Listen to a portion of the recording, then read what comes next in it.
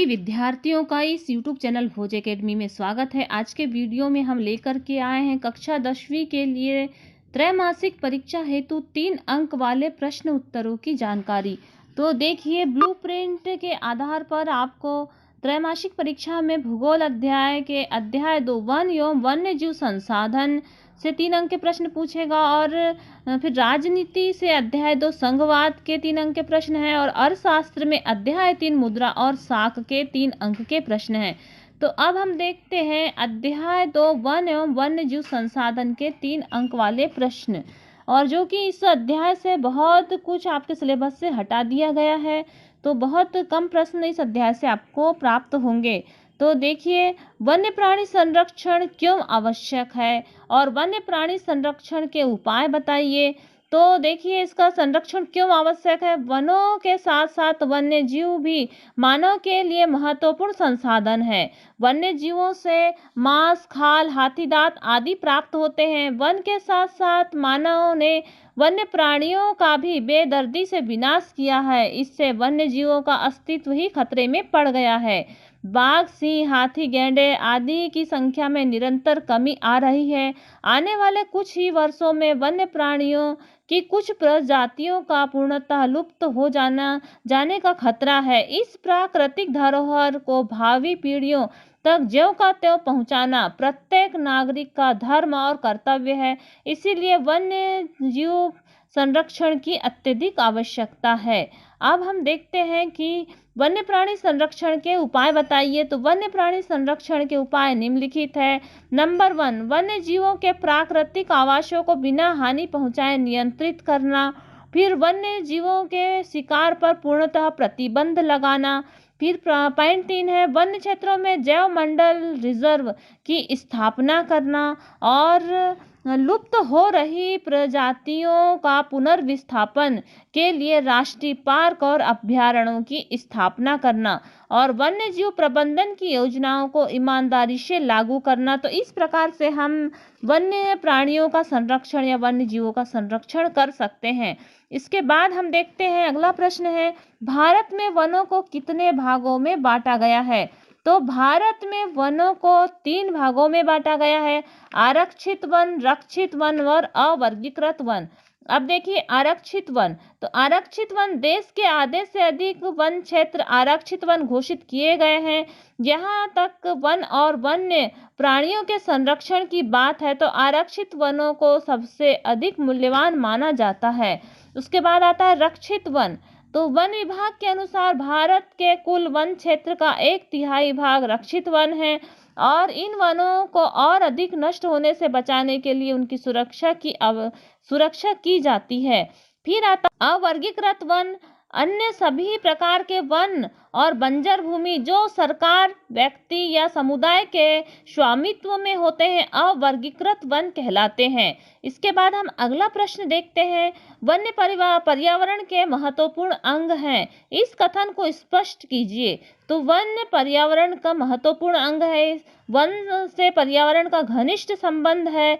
इसका कारण है कि वन वायुमंडल को शुद्ध रखते हैं और वायु प्रदूषण को कम करते हैं। वन वायुमंडल को ऑक्सीजन प्रदान करते हैं। वन वायु के तापमान को बनाए रखते हैं और इससे वर्षा होती है। वन जलवायु को सम रखते हैं और वन जल के बहाव को रोकते हैं, जिससे भूमि का कटाव रुक जाता है और भूगर्भित जल में वृद्धि होती है।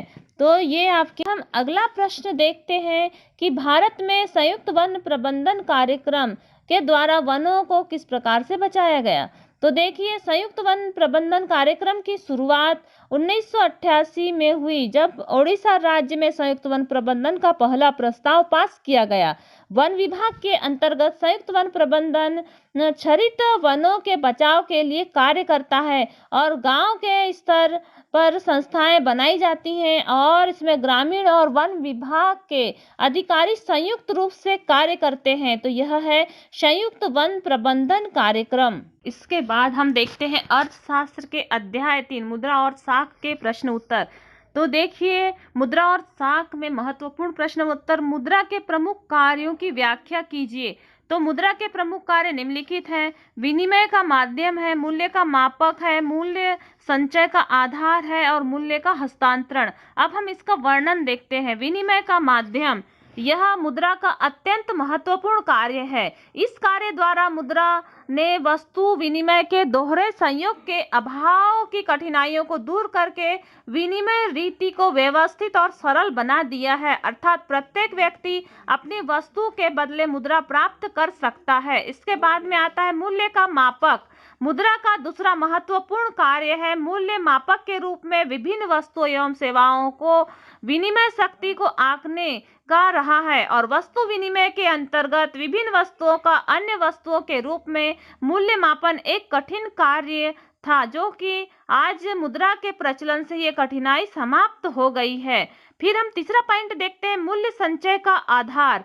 प्रत्येक व्यक्ति भविष्य की आवश्यकताओं को पूरा करने के लिए संग्रह करना आवश्यक चाहता है।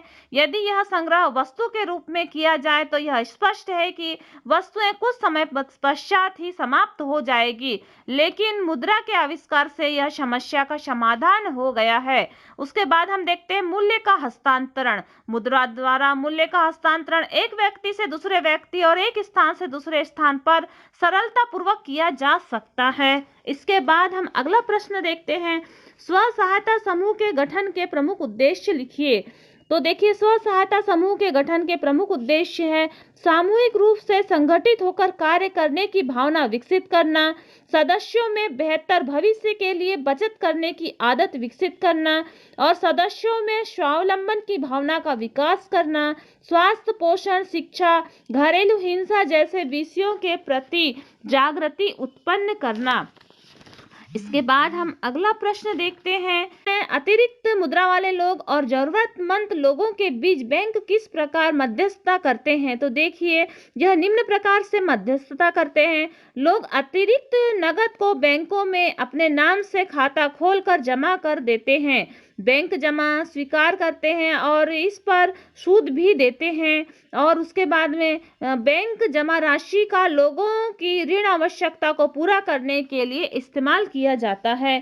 फिर अगला प्रश्न देखते हैं, 10 रुपए के नोट को देखिए, उसके ऊपर क्या लिखा है, क्या आप इस कथन की व्याख्या कर सकते हैं।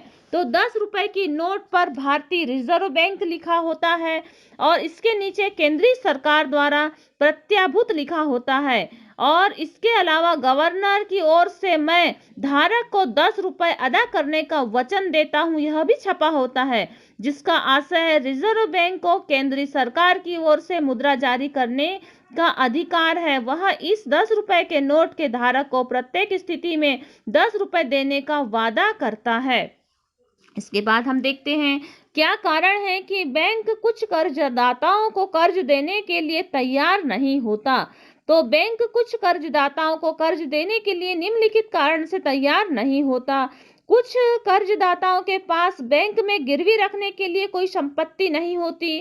फिर दूसरा पॉइंट है, कुछ कर्जदाता इस अवस्था में नहीं होते कि ऋण का भुगतान कर सकें। तीसरा पॉइंट है, कुछ कर्जदाता पहले से ही ऋण के जाल में फंसे हुए होते हैं, इसीलिए बैंक इन लोगों को ऋण देने के लिए तैयार नहीं होता। अगला प्रश्न देखते हैं, भारतीय रिजर्व बैंक अन्य बैंकों की गतिविधियों पर किस प्रकार से नजर रखती है, यह जरूरी क्यों है। तो भारतीय रिजर्व बैंक ऋणों के औपचारिक स्रोतों की कार्य प्रणाली पर नजर रखती है। उदाहरण के लिए बैंक अपनी जमा का एक न्यूनतम नगद हिस्सा अपने पास रखते हैं और आरबीआई नजर रखता है कि बैंक वास्तव में नगद शेष बनाए हुए है।